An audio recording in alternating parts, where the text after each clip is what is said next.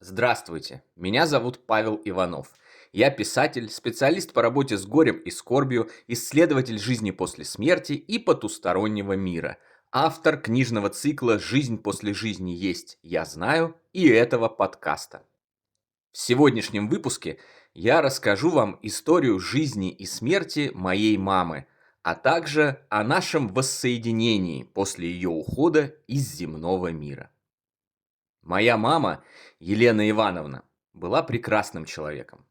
Это была веселая, жизнерадостная, невероятно умная и деятельная женщина, наполненная добром и светом. С самого детства мы были с ней лучшими друзьями.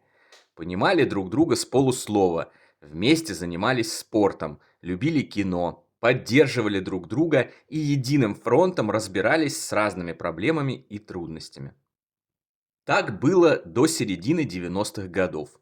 А потом все пошло, что называется, по известному месту. Брак моих родителей разрушился самым неприятным образом. И мама, любившая моего отца всем сердцем на протяжении всей жизни, впала в глубочайшую депрессию, пристрастившись к алкоголю. Ранее не имевшая с этим никаких проблем, она стала жертвой гена алкоголизма, блуждающего в нашем роду, который в глубине самого темного закоулка организма только и ждал момента, чтобы проявиться и взять сознание под контроль. Мама погрузилась во всеобъемлющую печаль, потеряла интерес к жизни и продолжала существовать в режиме автопилота, коротая долгие одинокие вечера за бутылкой. Я же погрузился в свои материальные проблемы. На дворе стояла первая половина двухтысячных. Надо было учиться, зарабатывать на выживание, строить романтические отношения и заниматься прочими, важными с точки зрения общества вещами, которыми я оправдывался сам перед собою и своей совестью за бездействие в этой трагической ситуации. Мама тем временем медленно убивала себя и повреждала свою душу. А я, видя все это, не в силах вынести страдания одного из самых близких и родных людей, медленно, но верно отстранялся от нее. Я убеждал себя в том, что она сама виновата в том, как развивается ее жизнь. Что при желании она легко может все изменить к лучшему. И только она сама может спасти себя и уйти с этого гибельного пути. Время от времени я пытался ей помочь и осуществлял какие-то робкие движения в направлении того, чтобы выдернуть ее из ямы. Без особой настойчивости предлагал ей переехать, отнимал купленный алкоголь и выливал его в унитаз. Привозил ей домашних питомцев, которые ненадолго отвлекали ее и помогали снизить количество употребляемого яда. Но этого было явно недостаточно. 1 сентября 2015 года моя мама умерла на 63-м году жизни. Умерла в одиночестве, в ужасном состоянии, в холодной палате реанимации после 2 недель нахождения в мучительной печеночной коме. А я так ничего и не сделал. В тот момент я еще ничего не понимал. До моего духовного разворота оставались еще долгие годы. Поэтому в очередной раз я убедил себя в том, что мама сама виновата в том, как все вышло, заткнул голос совести, задвинул болезненные переживания в свой самый дальний закоулок сознания и стал жить дальше.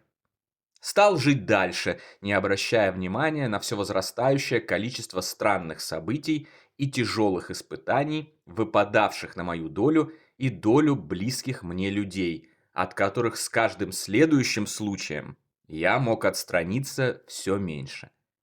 А затем настало время, когда я уже никаким образом не смог отстраниться от страданий моего самого родного и близкого человека, уже знакомого постоянным зрителям наших каналов Даньки, и прошел этот путь с ним вместе до самого конца.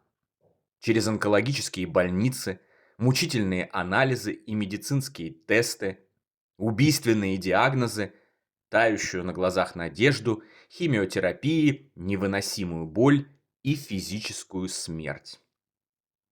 Данные исследований околосмертных переживаний, смотри книгу Джеффри Лонга «Доказательства жизни после смерти» и другую литературу по околосмертным переживаниям в описании этого видео.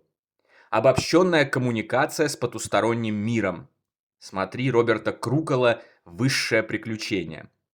И подтвержденные видения на смертном одре говорят нам о том, что каждый из нас приходит на Землю с определенными задачами и испытаниями, через которые нужно пройти и чему-то научиться, взяв в конце концов полученный опыт с собою в потусторонний мир. Самым главным моим страхом и самой сильной болью всегда были не собственные проблемы. Больше всего я всегда боялся страданий и потери близких мне людей. Недавно, с помощью телепатических откровений из духовного мира, я осознал, что одной из главных моих задач на эту жизнь было победить это свое малодушие, научиться принимать и выносить боль и страдания родных и любимых, думать не о себе, а о них, помогая им пройти через выпавшие на их долю мучения. Я должен был перестать отстраняться от родных и близких в момент их страданий, обезболивая таким образом собственные мучения. Наоборот, мне следовало с тройным усилием поддерживать их и помогать им пройти тяжелые моменты жизни, изо всех сил спасать их. С самого детства я выбрал для себя простую и понятную модель бегства из ситуаций мучения близких для моего сердца и горячо любимых существ. Я просто отходил от них подальше, почти полностью устранялся от их проблем или действовал формально, чтобы их болезни или смерть не причинили мне невыносимой боли и не разрушили мою психику и меня самого. И это было моей трагической ошибкой, которую я повторял на протяжении многих лет, пока, наконец, не сделал все, если не полностью правильно, то хотя бы близко к этому. Я усвоил, наконец, очевидное вроде бы знание, которое на самом деле всегда лежало на поверхности. Материальные вещи не важны. Мы должны умело балансировать между необходимостью комфортно устроить свою жизнь в физическом мире и духовным развитием, которое, в свою очередь, и является нашей главной задачей пребывания на Земле. Как минимум часть нашей жизни мы должны посвящать бескорыстному служению другим людям, родным или вовсе незнакомым, используя для этого таланты, с которыми мы пришли в эту жизнь, вместо того, чтобы зарывать их в землю и тратить все отпущенное нам время на яростное накопительство материальных безделушек, ни одну из которых мы не сможем взять с собою на тот свет, в отличие от любви, знаний и добрых поступков. Когда я осознал эти простые вещи и приступил к их реализации на практике, в моей жизни немедленно начались волшебные перемены. От без видимых на то причин и усилий с моей стороны наладившемся здоровье до впечатляющих успехов на работе и в личных финансах. А самое главное, я обрел душевное равновесие, без которого жил всю свою сознательную жизнь. Первые годы после ее перехода в тонкий мир я не чувствовал незримого присутствия мамы. Она не приходила ко мне во снах, в отличие от Дани и бабушки с дедушкой, которые навещают меня регулярно. Я не ощущал никакой связи с ней, как будто она просто пропала, была стерта из существования.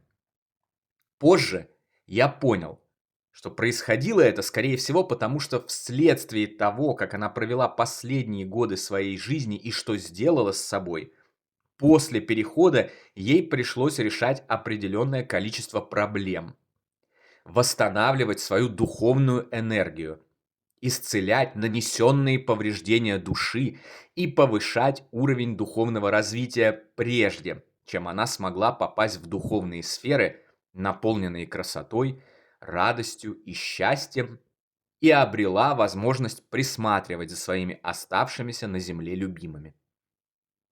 Уже совсем недавно я попросил у мамы прощения, отправив ей мысленное послание о своем раскаянии в том, что я фактически бросил ее наедине с самыми ужасными бедами и трудностями. О понимании совершенных ошибок и искренней надежде и даже уверенности, что я больше никогда их не повторю. А вместо этого потрачу остаток своей жизни на получение духовных знаний и помощь людям. По немедленно пришедшему ответу, по нахлынувшей волне тепла и любви, я понял, что мама меня простила. На сегодня это все, дорогие друзья. Подписывайтесь на наш канал, ставьте лайк, поддерживайте нас донатом. Приходите в наши каналы в мессенджерах. Приобретайте наши книги цикла «Жизнь после жизни есть, я знаю» и «Онкология и душа».